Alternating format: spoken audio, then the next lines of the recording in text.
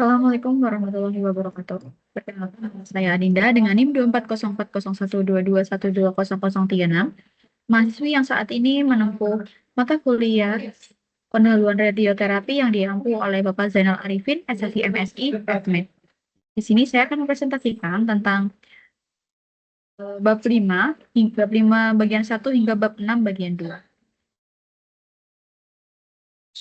Kita masuk ke bab 5 bagian 1, yakni mesin perawatan untuk radioterapi berkas eksternal.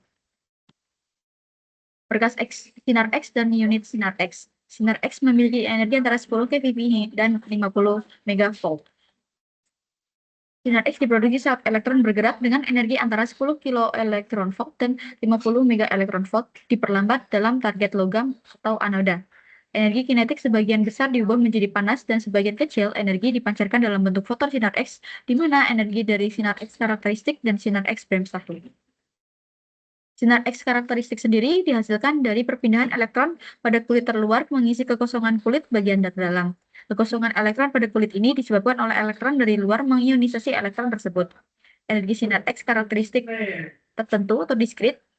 Energi ini juga bergantung pada bahan target yang digunakan, yang berarti bergantung pada Z atom. Sinar X Bremsstrahlung sendiri dihasilkan ketika elektron menuju inti atom yang memiliki energi kinetik kemudian mengalami interaksi gaya Coulomb yang menyebabkan adanya perlambatan sehingga kemungkinan elektron bisa saja belok dari lintasannya sehingga mengalami perlambatan yang menyebabkan elektron kehilangan energi kinetiknya dan energi yang hilang tersebut diubah dalam bentuk foton sinar X Bremsstrahlung. Energi sinar X Bremsstrahlung merupakan energi kontinu karena elektron yang menuju inti atom terus-menerus sehingga dihasilkan rentan energi. Spektrum yang dihasilkan dari sinar X Bremsstrahlung kontinu yang berarti spektrumnya terdiri atas banyak energi dan banyak intensitas. Spektrum Bremsstrahlung yang dihasilkan pada target sinar X tertentu bergantung pada energi kinetik elektron yang datang serta ketebalan dan nomor atom Z target.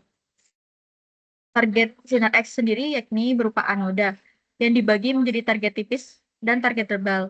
Target tipis memiliki ketebalan yang jauh lebih kecil daripada R atau jarak yang dapat ditempuh oleh elektron berenergi tinggi di dalam suatu medium sebelum kehilangan energinya dan berhenti. Misalnya di udara, elektron dengan energi 1 megaelektronvolt memiliki kejangkauan sekitar 50 cm, sedangkan ketebalan target tebal berada pada orde R. Untuk target tipis, energi yang dipancarkan sebanding dengan energi EK dikali Z, dengan Z adalah nomor atom target. Spektrum foton saat I versus E adalah konstan dari 0 hingga energi kinetik EK elektron yang datang.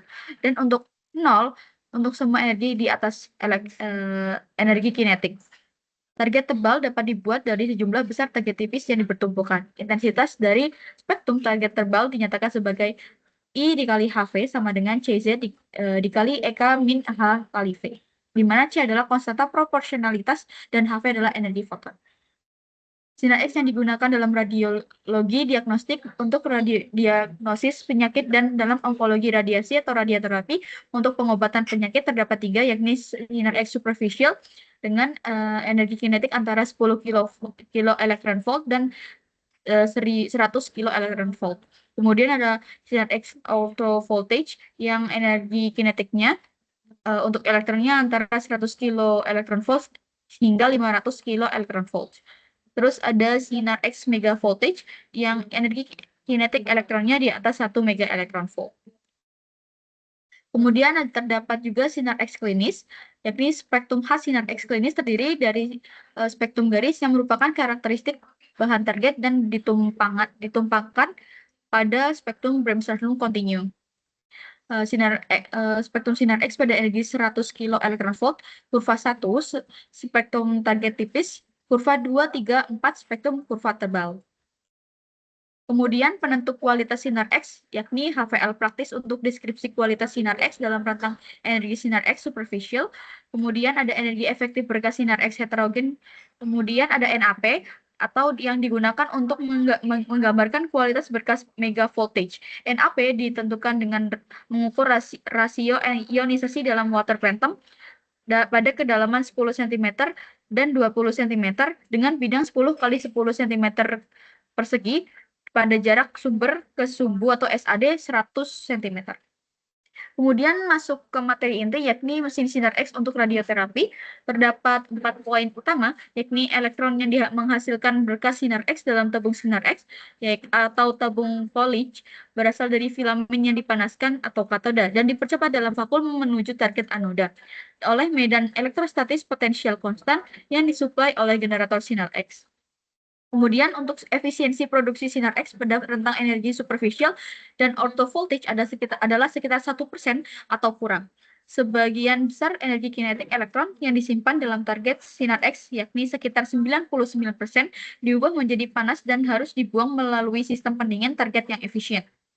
Kemudian komponen utama mesin sinar X sendiri ada tabung sinar X, pemasangan di langit-langit atau lantai untuk tabung sinar X, sistem pendingin target, konsol kontrol, dan generator sinar X, generator listrik sinar X. Untuk memaksimalkan hasil sinar X pada rentang energi superficial dan orthovoltage, material target harus memiliki nomor atom Z yang tinggi dan titik leleh yang tinggi. Kemudian masuk ke berkas sinar gamma. Dasar-dasar sinar gamma terdapat radioisotop yang sesuai untuk terapi eksternal. Sumber pemancaran sinar gamma yakni ada kobalt 60 yang paling sering digunakan untuk teleterapi, ada cesium 137 dan eurum dengan 152. Kemudian mesin teleterapi sendiri didefinisikan sebagai mesin atau modalitas yang digunakan untuk treatment radioterapi dengan berkas eksternal. Untuk komponen utamanya sendiri, ada sumber radioaktif, housing, termasuk kolimator bekas, dan mekanisme penggerak sumber, gantry, dan dudukan pada mesin isosentris atau rakitan penyangga rumah di mesin yang berdiri sendiri, rakitan penyangga pasien, dan konsol mesin. Kemudian sumber-sumber teleterapi, yakni radionuklida yang dipakai untuk teleterapi harus dikurung di dalam silinder baja berbentuk kapsul dan disegel dengan penggelasan. Kemudian dimensi dari kapsul tersebut yakni 1 hingga 2 cm, yakni diameternya, dan tinggi kapsulnya 2,5 cm, namun biasanya yang dipakai 1,5 cm. Aktivitas sumber yang umum adalah sekitar 5.000 hingga 10.000 CI, atau sekitar 185 hingga 370 TBq dan memberikan tingkat dosis yang umum pada jarak 80 cm dan sumber teleterapi sekitar 10 hingga 200 tigai per menit. Kemudian kobalt kobalt 60 memiliki akan meluruh dengan waktu paruh 5,26 tahun dan menjadi nitrogen 60. Kemudian kobalt 60 sendiri akan memancarkan 2 sinar gamma dengan energi 1,17 dan 1,33 serta elektron dengan maksimal 320 kilo elektron volt. Untuk search housing-nya ada wadah yang disebut search head. Search head dibuat dari cangkang baja dengan timbal untuk tujuan shielding. Search head dilengkapi dengan komponen mekanis atau shielding drawer atau silinder putar untuk menggerakkan sumber radiasi dan posisi beam on dan beam off. Kemudian posisi beam off, pesawat teleterapi akan dilengkapi lampu untuk membantu mengatur lapangan penyinaran dan pemasangan blok. Ketika beam off, radiasi juga bisa bocor. Namun sangat kecil, hanya sekitar 1 mili-R per H atau sekitar 0,01 milisievert per hour dengan regulasi maksimal yakni 2 mili-R per H atau sekitar 0,02 milisievert per hour. Kemudian pemberian dosis dengan mesin teleterapi, yakni proses pemberian dosis pada teleterapi berhubungan dengan waktu atau treatment time. Treatment time menggunakan 2 timer, yakni timer primer dan sekunder. Kemudian pemberian treatment time mempertimbangkan waktu perjalanan sumber dan beam off sampai beam on. Kolimator yakni bidang radiasi yang berbentuk persegi dan persegi panjang yang biasanya berdimensi 5 kali 5 hingga 35 kali 35 cm persegi pada jarak 80 cm dari sumber. Penumbra adalah berkas dari luar lapangan kolimasi yang tidak sengaja terbentuk karena sumber radiasi yang terlalu besar dan jarak sumber yang dengan objek terlalu dekat. Kemudian akselerator partikel. Definisinya yakni mesin yang digunakan untuk mempercepat partikel bermuatan seperti proton, elektron, dan ion hingga mencapai kecepatan yang sangat tinggi menggunakan medan listrik dan medan magnet, kemudian diarahkan untuk bertabrakan dengan partikel lain atau dengan target tertentu. Kondisi dasarnya, partikel yang akan dipercepat harus diberi muatan medan listrik yang disediakan ke arah akselerasi partikel. Jenis utamanya ada elektrostatis aselerator, yakni ketika partikel dipercepat dengan menerapkan medan listrik elektrostatis melalui perbedaan tegangan yang dihasilkan antara dua elektroda bersifat konstan dalam waktu. Contohnya pada tabung sinar X dan generator neutron. Kemudian ada cyclic accelerator, yakni yang muatan dipercepat berulang kali di sepanjang lintasan melingkar atau spiral dengan menggunakan medan magnet dan medan listrik yang berisolasi yang berubah-ubah. Contohnya pada LINEC. Contoh lainnya dalam mikrotron, petron, dan siklotron. Kemudian terdapat 3 jenis cyclic accelerator, yakni ada betatron dengan dispesifikasinya frekuensinya antara 50 dan 200 Hz, terdiri dari magnet yang dialiri arus bolak-balik. Elektron dibuat bersirkulasi dalam tabung vakum toroidal yang berbentuk donat. Kemudian penerapannya sendiri, betatron memiliki peran penting dalam radioterapi tegangan tinggi atau dalam megafoam. Namun pengembangan LINEC menjadikan betatron dilupakan karena banyak keuntungan yang ditawarkan oleh LINEC dibandingkan betatron, seperti output sinar yang lebih tinggi hingga 10 Gauge per menit untuk LINEC dibandingkan 1 Gauge per menit untuk betatron. Untuk ukuran lapangan yang lebih besar, pemasangan isosentris penuh, dan desain yang lebih ringkas. Kemudian ada siklotron. Ini dikembangkan oleh E.O. Lawrence pada tahun 1930. Ini digunakan untuk produksi radioisotop untuk kedokteran nuklir serta produksi sinar proton dan neutron untuk radioterapi. Cara kerjanya, partikel-partikel dipercepat di sepanjang lintasan spiral, kemudian dipandu oleh dalam 2 elektroda yang berfrekuensi 10 hingga 30 MHz yang berbentuk setengah silinder dan dievakuasi DS atau DS dikarenakan bentuknya yang berbentuk D oleh medan magnet seragam sebesar 1 Tesla yang dihasilkan di antara potongan-potongan kutub magnet besar. Kemudian untuk penerapannya sendiri biasanya memproduksi radioisotop seperti F18. Kemudian masuk ke LINEC accelerator. Cara kerjanya ini mempercepat elektron menjadi energi kinetik dari 4 sampai 25 mega elektron volt.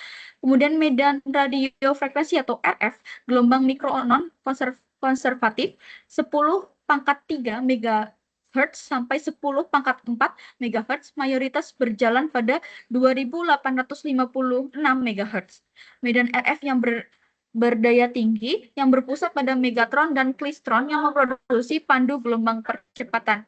Kemudian dalam LINEC elektron dipercepat mengikuti lintasan lurus di struktur khusus yang dievakuasi yang disebut pandu gelombang percepatan atau accelerating waveguide. Untuk generasi LINEC ini ada foton energi rendah, yakni sekitar dengan energinya 4 hingga 8 megavolt, kemudian foton energi sedang dan elektron, terus ada foton energi tinggi dan elektron, lalu ada foton dan elektron berenergi tinggi, dan foton yang terakhir ada foton dan elektron berenergi tinggi. Kemudian terdapat pernyataan EAC atau International Electronical Commission tentang keamanan LINEC, yakni penggunaan akselerator elektron untuk bertujuan radioterapi dapat membuat pasien terpapar bahaya jika peralatan gagal memberikan dosis yang diperlukan kepada pasien, atau jika desain peralatan yang tidak memenuhi standar keselamatan listrik dan mekanik. Peralatan tersebut juga dapat menyebabkan bahaya bagi orang-orang di sekitarnya jika peralatan tersebut gagal menahan radiasi secara memadai dan atau jika terdapat kekurangan dalam desain ruang perawatan. Kemudian kita masuk ke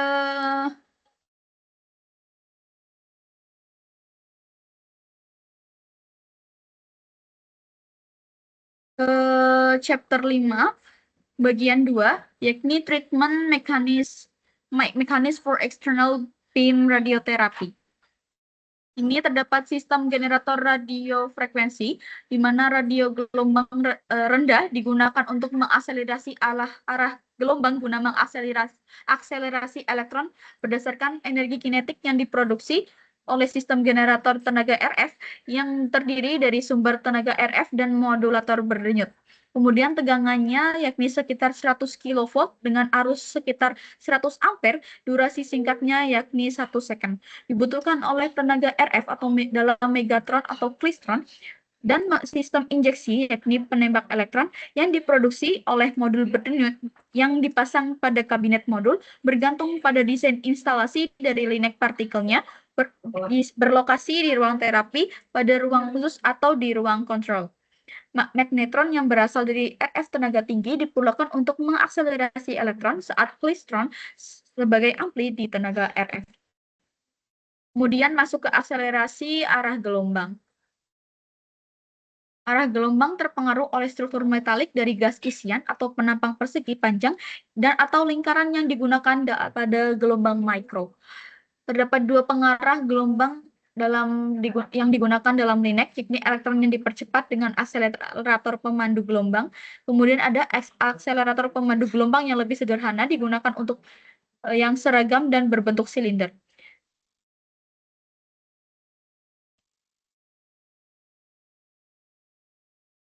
Kemudian masuk ke transmisi tenaga gelombang rendah.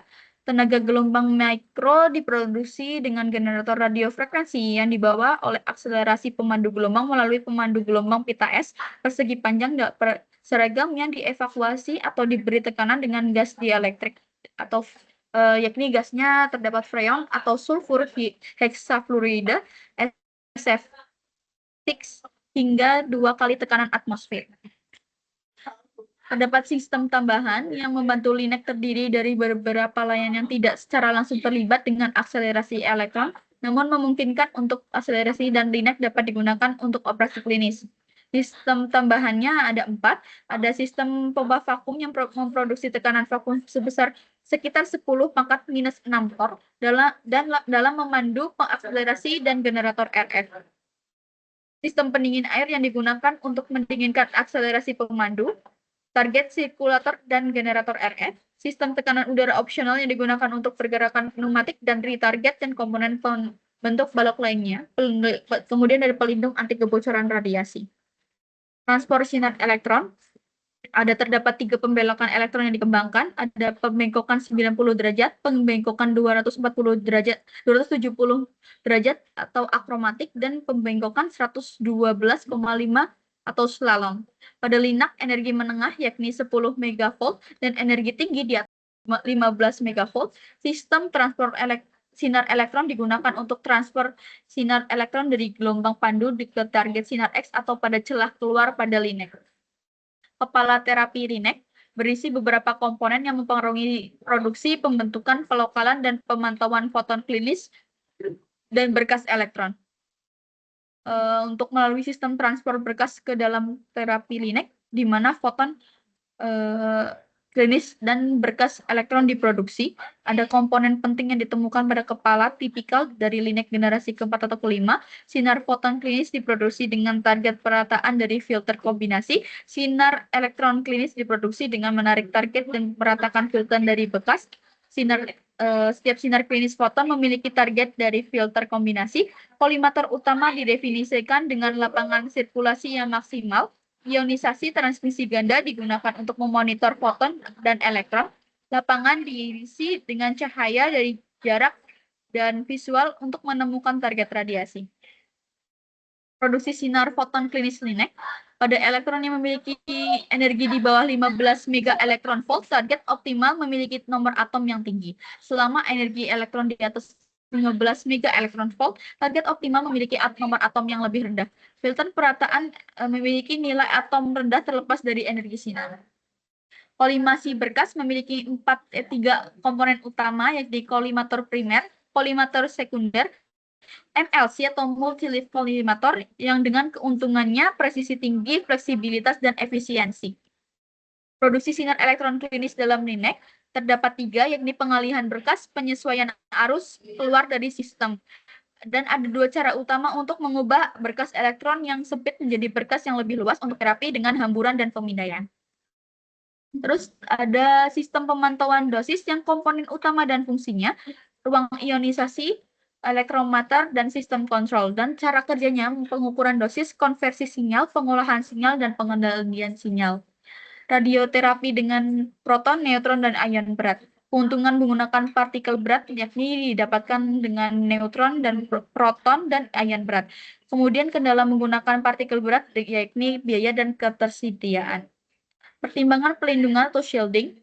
Poin-poin pentingnya jenis-jenis pelindung dengan X-ray energi rendah dan X-ray energi tinggi. Faktor yang memenuhi ketebalan dinding yakni ada energi radiasi, jenis bahan pelindung, peran fisikawan medis yakni sesuai dengan peraturan.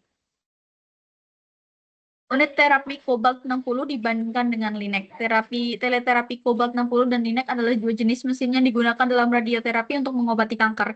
Keduanya memiliki kelebihan dan kekurangan masing-masing yang dapat dilihat pada tabel.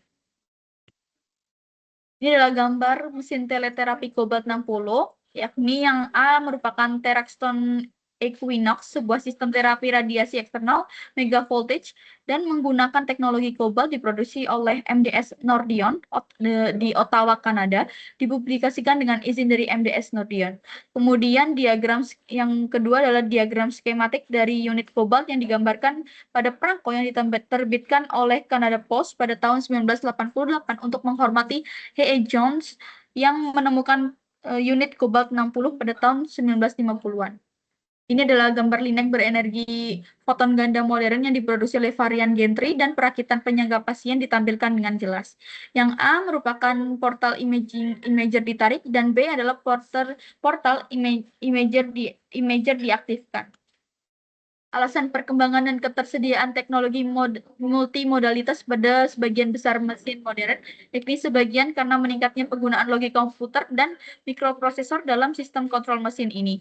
Kemudian sebagian besar karena fitur tambahan seperti mode dosis tinggi, kolimatif multi-leaf, terapi busur elektron, dan opsi perawatan dinamis yang ditandai dengan gerakan terkontrol pada kolimator, yakni irisan dinamis, daun MLC atau IMRT, gantry atau meja saat sinar diaktifkan.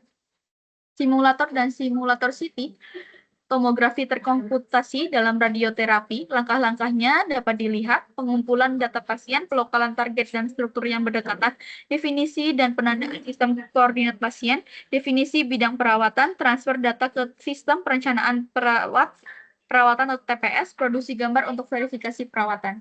Ini adalah gambar simulator radioterapi menggunakan tabung sinar X diagnostik gantry berputar untuk meniru geometri mesin terapi mega voltage seperti unit teleterapi kobalt 60 dan linek isosentrik. Kemudian ada CT simulator atau computed tomography simulator. Ini dengan meja rata, kemudian sistem penandaan laser dan simulator virtual. Kemudian ada DRRS atau Digital Radiographs dengan ekuivalen digital dari film X-ray simulasi planar memberikan radiograf terkomputasi dari data CT pasien nyata. Proses melibatkan pemilihan posisi sumber virtual, definisi bidang gambar, pelacakan sinar, penentuan nilai CT, integrasi garis, dan pemetaan skala abu-abu.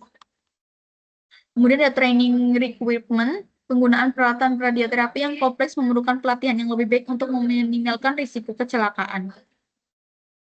Kemudian kita lanjut ke bab 6, bagian 1, yakni sinar foton eksternal dengan aspek fisik. Prosedur radioterapi terbagi menjadi dua kategori utama, yakni radioterapi sinar eksternal dan brachyterapi.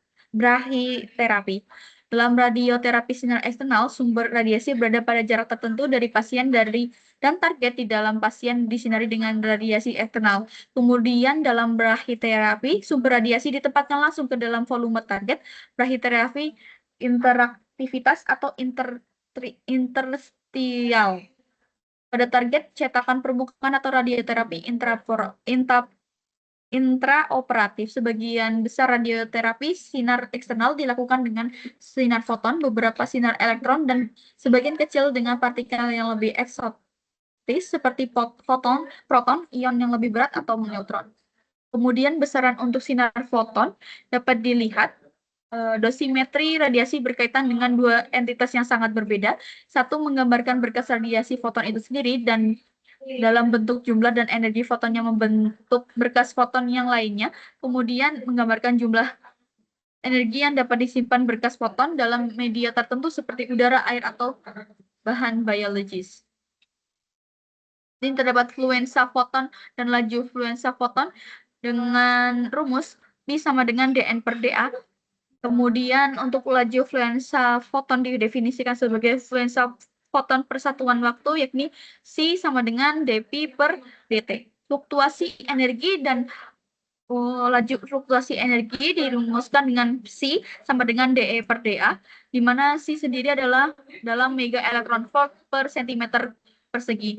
Tingkat fluktuatif energi didefinisikan sebagai fluksi energi per satuan waktu dengan rumus Psi sama dengan dPsi per dt. Kemudian kerma di udara, terdapat dua komponen utama, kerma tumbukan dan kerma radiatif. Untuk foton monoenergi di udara, kerma tumbukan sebanding dengan fluksi energi dan F, yang dapat dilihat pada gambar rumusnya. Kemudian koefisien perpindahan massa energi dan koefisien penyerapan massa energi berhubungan dengan melalui hubungan berikut, yakni mu AB per rho sama dengan mu TR per rho dikali dengan 1 min G bar. Kemudian di paparan udara, tabrakan udara di kema di udara berhubungan dengan paparan di udara melalui hubungan K air dalam kol dikali air sama dengan X dikali W air per E, dengan satuan nya adalah ronsen atau R besar, sedangkan satuan SI adalah 2,58 dikali 4, 10 pangkat minus 4 C per kilogram, dengan 1 R sama dengan 2,56 dikali 10 pangkat min 4 C per kilogram. Di mana W, air per E adalah energi rata-rata yang diperlukan untuk menghasilkan pasangan ion di udara kering, yakni sebesar 33,97 elektron volt per pasangan ion. Kemudian terhadap dosis terhadap massa kecil medium di udara, dikenal juga sebagai dosis di ruang bebas, atau untuk mendapatkan dosis referensi dosimetrik yang melibatkan jaringan udara atau TAR dan faktor hamburan puncak atau PSF. Dapat dilihat rumusnya di dalam gambar. Kemudian masuk ke sumber sinar foton. Sumber sinar foton bersifat isotropik atau non-isotropik dan memancarkan berkas foton monoenergi atau heterogen.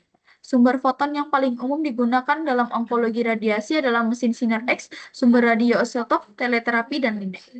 Untuk sumber foton isotropik menghasilkan laju fluensa foton yang sama ke segala arah, sedangkan laju fluensa foton dari sumber non-isotropik bergantung pada arah pengukuran. Plot jumlah foton per interval energi versus energi foton disebut dengan spektrum foton. Kemudian sumber sinar foton.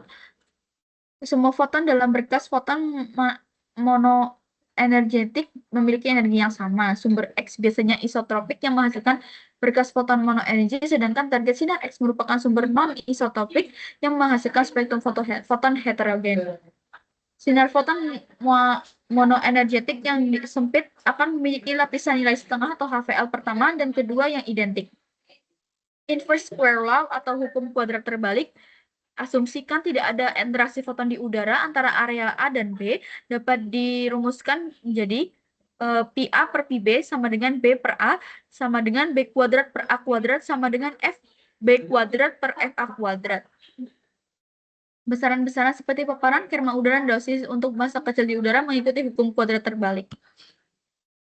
Terus ada penetration of photon beams into patients atau penetrasi berkas foton ke dalam pasien. Berkas foton merambat melalui udara diatur oleh hukum kuadrat terbalik. Kemudian ini diatur juga dengan atenuasi dan hamburan berkas foton di dalam phantom atau pasien. Kemudian ada ketiga efek ini membuat disposisi dosis di dalam phantom atau pasien yang menjadi proses yang rumit dan penentuannya menjadi tugas yang kompleks. Untuk hasilnya sukses, sangat penting bahwa distribusi dosis di volume target dan jaringan sekitar harus tepat dan akurat. Kemudian fungsi empiris yang menghubungkan dosis di titik sembarang di dalam tubuh pasien dengan dosis yang diketahui di titik kalibrasi atau referensi berkas pada phantom. Fungsi dosimetri diukur dengan detektor radiasi yang sesuai dengan phantom yang setara dan jaringan. Dosis atau laju dosis di titik referensi ditentukan untuk atau dalam phantom air atau serangkaian kondisi referensi tertentu seperti kedalaman phantom Z, ukuran bidang A, dan source to source distance atau SSD. Kemudian distribusi dosis tipikal untuk berkas foton eksternal mengikuti pola umum, yakni berkas memasuki pasien pada permukaan di mana ia memberikan dosis permukaan tertentu DS. Di bawah permukaan, dosis pertama-tama naik dengan cepat mencapai nilai maksimum pada kedalaman Zmax, kemudian menurun hampir secara eksponensial sampai mencapai Dex pada titik luar pasien. Kemudian masuk ke surface dose atau dosis permukaan. Berkas sinarnya berupa mega voltage, dosis permukaan umumnya jauh lebih rendah karena efek perlindungan kulit daripada dosis maksimum pada Zmax. Untuk berkas superficial atau ortho voltage, Zmax-nya adalah 0. Kemudian dosis permukaan diukur dengan kamar ionisasi plat paralel. Kemudian masuk ke kontributor dari dosis permukaan DS, foton yang berhambur dari kolimeter, filter perata, dan udara. Kemudian foton yang terhambur balik dari pasien, elektron berenergi tinggi yang dihasilkan oleh interaksi foton di udara. Dan struktur pelindung apapun yang di sekitar pasien. Kemudian nilai tipikal dosis permukaan terdapat 4 poin, yakni 100% untuk sinar superficial dan auto voltage, 30% untuk sinar gamma kobalt 60, 15% untuk berkas sinar X 6 mega elektron volt, 10% untuk berkas sinar X 18 megavolt. Wilayah peningkatan dosis, kemudian masuk ke build-up region, di mana wilayah peningkatan dosis atau build-up, Z-nya sama dengan 0 dan kedalaman Z adalah Zmax. Peningkatan dosis ini dihasilkan dari jangkauan yang relatif panjang dari partikel bermuatan sekunder yang pertama kali dilepaskan dalam tubuh pasien oleh interaksi foton dan kemudian menyimpan energi kinetiknya dalam tubuh pasien melalui interaksi Coulomb. CPA atau kesetimbangan partikel bermuatan tidak ada dalam wilayah peningkatan dosis. Kemudian masuk ke depth of dosis maximum. Kedalaman dosis maksimum Zmax bergantung pada energi bekas foton dan ukuran lapangan.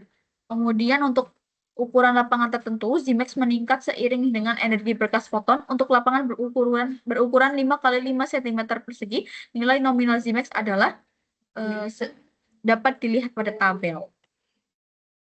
Pada energi bekas tertentu, seiring dengan bertambahnya ukuran karena hamburan di dalam phantom. Itu untuk lapangan yang lebih kecil. Untuk lapangan 5 x 5 cm kubik, Zmax mencapai nilai nominalnya. Untuk lapangan yang lebih besar dari 5 x 5 cm kubik, Zmax menurun seiring dengan bertambahnya ukuran lapangan karena hamburan dari kolimeter dan filter perata. Kemudian ada exit dose atau dosis keluar. Kemudian efek ini kecil dan umumnya diabaikan. Kemudian masuk ke radiation treatment parameters. Terdapat 6 parameter utama pemberian dosis dari Cobalt 60 dan Linux, yakni kedalaman perlakuan, ukuran bidang, SSD, dan pengaturan SSD atau jarak sumber ke sumbu atau SAD dalam pengaturan SAD atau isosentris. Kemudian energi berkas foton. Tabel 6.1 ini typical depth of dose maximum Zmax for various phantom beam energies and field size of 5 multiple 5 cm. Kemudian radiation treatment parametersnya terdapat radiation beam field size, yakni persegi dan persegi panjang yang diproduksi dengan kolimeter yang terpasang dengan mesin radioterapi. Kemudian ada melingkar dan tidak beraturan. Kemudian masuk ke kolimeter vector, kerma di udara pada titik tertentu P di udara mengandung kontribusi dari 2 komponen, yakni primer dan pancar. Komponen utamanya adalah sinar datang langsung dari sumbernya, dan komponen pancar bergantung pada ukuran bidang A atau pengaturan kolimator. Kolimeter vektornya ada pada gambar A menunjukkan pengukuran D aksen HV, sedangkan B menunjukkan pengukuran D dengan D aksen yakni 10, HV. CF dinormalisasikan menjadi satu bidang nominal dengan 10 x 10 cm kubik pada SSD perawatan mesin. SSD nominal biasanya 80 atau 100 cm untuk ukuran Cobalt dan 100 cm untuk Linux. Kemudian masuk ke peak scatter factor.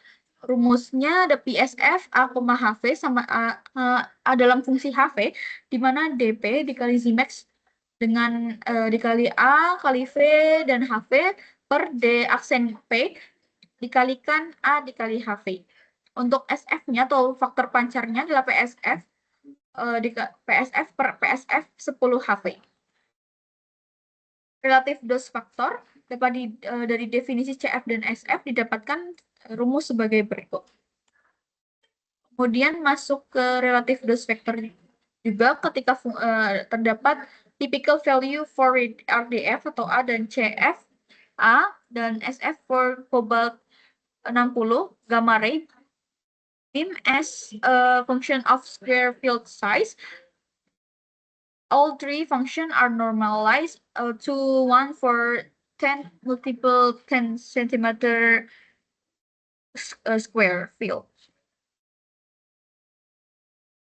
Persamaan 6.3 tadi merupakan perkiraan pertama di mana bidang A mewakili bidang yang diatur oleh mesin kolimator dan bidang B dalam bidang yang tidak beraturan sebenarnya pada permukaan pasien.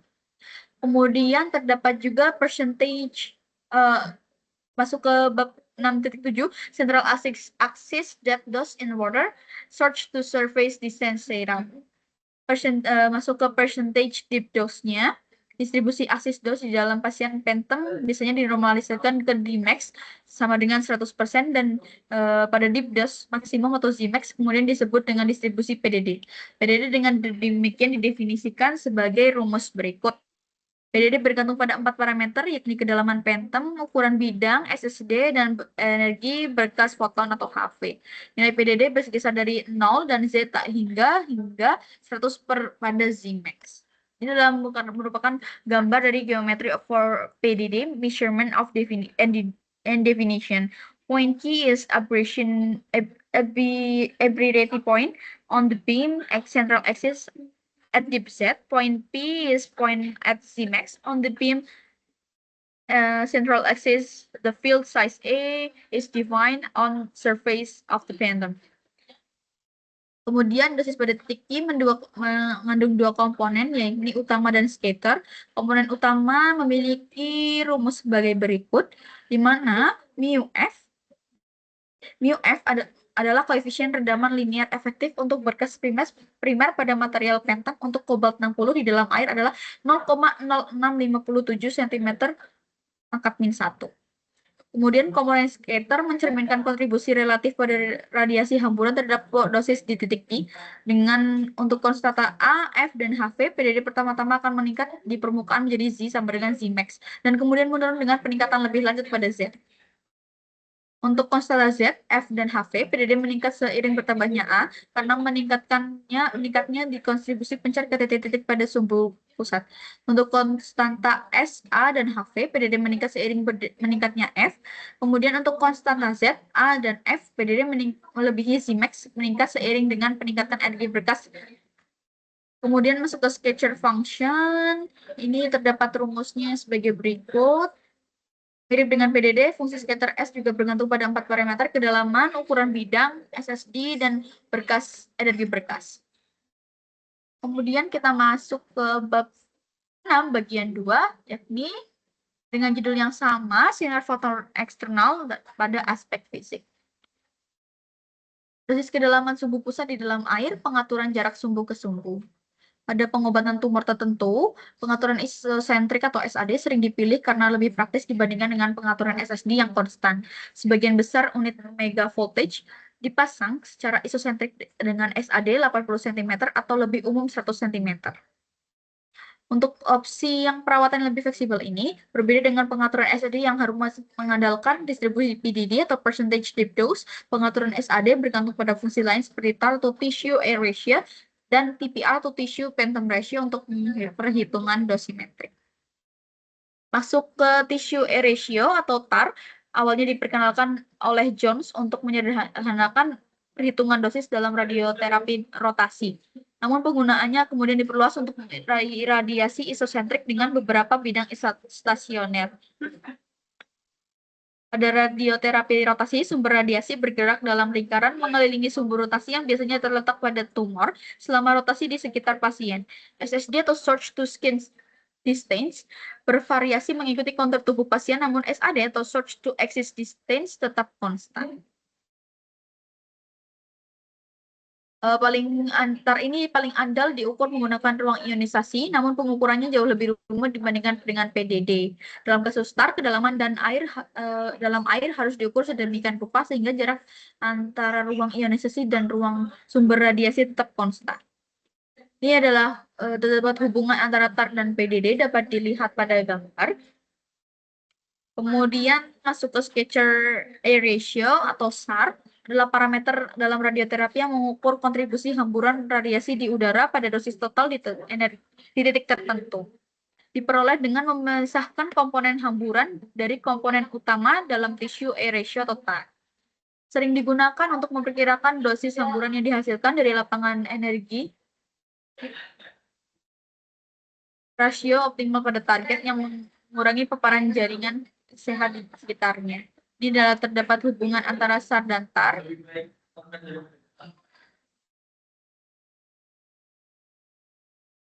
Ini masuk ke tisu phantom ratio dan tisu maksimum ratio.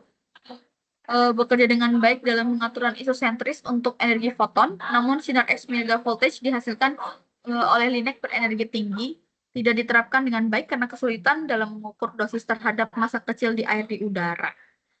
Ini terdapat TPR atau konsep rasio jaringan fantasi untuk digunakan dalam pengaturan isosentris megavoltage. Kemudian ada TPR atau tissue phantom ratio and tissue maximum ratio. TPR khusus ditentukan untuk kedalaman referensi ZREF yang sama dengan kedalaman dosis maksimum ZREF dan disebut dengan rasio maksimum jaringan atau TMR yang didefinisikan sebagai berikut. Ini adalah hubungan antara TMR dan PDD yang dapat dilihat pada gambar. Kemudian masuk ke scatter maximum ratio. Seperti halnya pemisahan TAR menjadi komponen utama dan komponen hamburan, TMR juga dipisahkan menjadi komponen utama dan komponen hamburan yang disebut sebagai rasio maksimum hamburan atau SMR yang didefinisikan sebagai berikut. Kemudian masuk ke ratio of axis and beam profiles, perbandingan luar sumbu of axis ratio atau OR. OR adalah perbandingan luar sumbu atau perbandingan antara dosis pada titik tertentu di luar sumbu pusat berkas terhadap titik dosis pada sumbu pusat berkas pada kedalaman yang sama. OR ini memungkinkan perhitungan distribusi dosis yang lebih akurat di seluruh medan radiasi. Ini menggunakan kedalaman Z maksimumnya adalah 10 cm yang umum digunakan dalam evaluasi mesin dan perencanaan perawatan di berbagai departemen. Terdapat 3 area utama pada profil berkas megavolt, jadi pusat atau center, penumbra, dan umbra. Kemudian terdapat beam flatness, adalah parameter yang digunakan untuk mengukur tingkat keseragaman dosis di area pusat medan radiasi dengan dosis maksimum di max atau Dmin-nya adalah 80%. Bagian tengah lebar berkas menggunakan rumus yang memberikan persentase kerataan, yakni F sama dengan 100% dikali Dmax min Dmin per Dmax plus Dmin. Standar linek umumnya mengharuskan kerataan berada di bawah 3% pada kedalaman 10 cm dengan jarak SSD 10 cm untuk ukuran medan terbesar biasanya 40 kali 40 cm persegi. Fenomena overflattening yang terlihat sebagai tonjolan atau horns pada profil dosis yang terjadi di kedalaman CMAX sering muncul karena energi berkas yang lebih rendah di luar sumbu pusat akibat mesin filter perata yang dirancang untuk meratakan dosis pada kedalaman 10 cm. Masuk ke beam symmetric, yakni menilai keseimbangan dosis di kedua sumbu pusat berkas dan biasanya diukur pada kedalaman Zmax yang merupakan kedalaman paling sensitif untuk penilaian ini. Ini rumus beam symmetry, yakni S sama dengan 100% dikalikan area left dikurangi area right per area left ditambah dengan area right. Kemudian masuk ke distribusi isodose dalam phantom air yang memiliki karakteristik fisik yakni kepadatan phantom homogen, permukaan phantom datar, radiasi tegak lurus pada phantom. Kemudian untuk kurva dan permukaan isodose ada 2 metode, yakni dengan pengaturan SSD dan pengaturan SAD. Parameter yang mempengaruhi isodose yakni kualitas sinar untuk ukuran sumber, kolimasi berkas, ukuran lapangan radiasi, dan jarak SD, serta jarak antara sumber dan kolimator. Untuk pengukuran isodose diukur menggunakan kamar ionisasi atau ionisasi chamber detektor solid state, film radiologi standar, dan film radiokromik. Kemudian dihitung juga dengan algoritma di sistem perencanaan perawatan atau TPS. Untuk pengukuran distribusi isodose, untuk tumor yang lebih dalam diperlukan kombinasi beberapa berkas untuk mencapai distribusi dos yang optimal pada tumor dan jaringan normal sekitarnya. Distribusi dosis di dalam tumor harus homogen dengan variasi antara positif 7% hingga minus 5% dari dosis yang diresepkan. Kemudian distribusi isodos pada pasien dapat ditentukan dengan dua pendekatan utama, yakni algoritma berbasis koreksi atau correction based algorithm, dan juga algoritma berbasis model atau model based algorithm. Untuk koreksi untuk kontur yang tidak rata dan sudut datang sinar yang miring, menggunakan dua pendekatan, yakni koreksi melalui perhitungan dengan berbagai metode. Yang kedua adalah penggunaan peralatan tambahan seperti wedges, bahan bolus, dan kompensator. Tiga metode koreksi umum yang untuk sudut miring hingga 45 derajat pada sinar X mega voltage dan hingga 30 derajat pada sinar X auto voltage meliputi di efektif SSD method atau metode SSD efektif, the char of TMR method, dan di isodose method atau metode pergeseran isodose. Metode SSD efektif ini merupakan dosis kedalaman PDD dikoreksi dengan faktor jarak kuadrat terbalik untuk memperhitungkan ketebalan jaringan yang hilang atau kelebihan jaringan di atas titik pengukuran. Kemudian untuk metode rasio jaringan udara atau rasio jaringan maksimum dikoreksi dengan menggunakan rasio jaringan udara atau jaringan maksimum pada jarak tertentu dari sumber. Kemudian metode pergeseran isodose ini menggunakan digeser dengan garis vertikal dengan nilai H dikali K, di mana H adalah faktor ketebalan jaringan yang hilang atau kelebihan, dan K adalah faktor yang bergantung pada energi sinar. Faktor K ini memiliki nilai lebih kecil dari I, misalnya bernilai 0,7 untuk sinar kobalt 60 dan hingga 5 megavolt, 0,6 untuk sinar 5 hingga 15 megavolt, dan 0,5 untuk sinar 15 hingga 30 megavolt. Terdapat kompensasi jaringan yang hilang, yakni filter wedge. Terdapat dua jenis, yakni wedge fisik dan wedge dinamis. Kemudian ada bolus. Bolus ini mirip seperti jaringan yang ditempatkan langsung pada permukaan kulit untuk meratakan kontur pasien yang tidak rata. Kemudian ada kompensator, digunakan untuk menghasilkan efek yang mirip dengan bolus, namun tetap menjaga perlindungan kulit dari radiasi foton megavolt.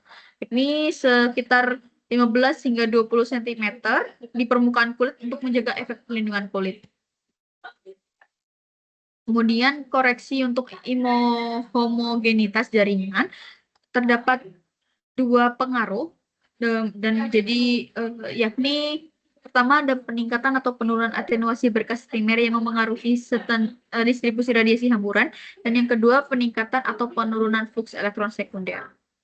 Kemudian tiga wilayahnya ada wilayah 1, yakni di depan inhomogenitas, yang kedua di wilayah 2 atau di dalamnya, kemudian wilayah 3 atau di luar inhomogenitasnya. Kemudian koreksi 4 metode empirisnya. Untuk dosis di pentom air adalah metode tar hukum pangkat, metode tar ekivalen, dan metode pergeseran isodos. Algoritmanya dibagi menjadi 3, yaitu perhitungan analitik sederhana, metode konvolusi superposisi, dan juga metode Monte Carlo. Untuk integrasi segmen Clarkson, digunakan untuk menentukan distribusi dosis dalam medan yang tidak teratur, seperti medan selain seperti persegi dan persegi panjang atau lingkaran.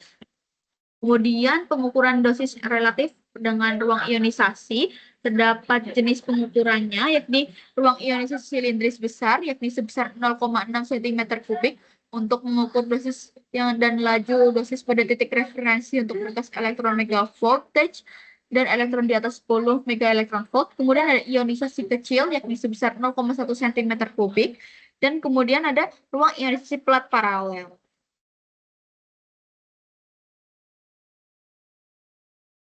Terus ada rasio daya henti air, terdapat koreksi yang harus diperhitungkan. Ada dua koreksinya, yaitu berkas foton dan berkas elektron. Kemudian ada pengiriman dosis dengan sinar eksternal tunggal. Outputnya pada sinar X dan unit isotop biasanya diberikan dalam centigrade per menit atau pada Zimax dalam Phantom, sedangkan outputnya untuk Linux yakni dalam centigrade per monitor unit atau dengan Zimax dalam Phantom. Jumlah unit monitor atau MU dapat dilihat pada gambar. Kemudian untuk pengaturan SAD jumlah unit monitor MU dan untuk menghasilkan dosis tumor TD pada titik I dapat dilihat pada gambar juga. Kemudian ini contoh perhitungan dosisnya. Untuk jawaban umumnya bisa dilihat. Kemudian waktu koreksi Rana atau TS didefinisikan sebagai waktu yang harus ditambahkan atau dikurangi di waktu perawatan, terhitung TC untuk memberikan dosis yang ditentukan secara akurat kepada pasien. Kemudian untuk koreksinya ini terdapat dua, yakni DI diukur dengan waktu pencahayaan T yang relatif lama, yakni sekitar 5 menit. DN diukur secara kumulatif dengan N segmen dosis masing-masing memiliki waktu paparan T per N. Baik, sekian dari saya. Wassalamualaikum warahmatullahi wabarakatuh.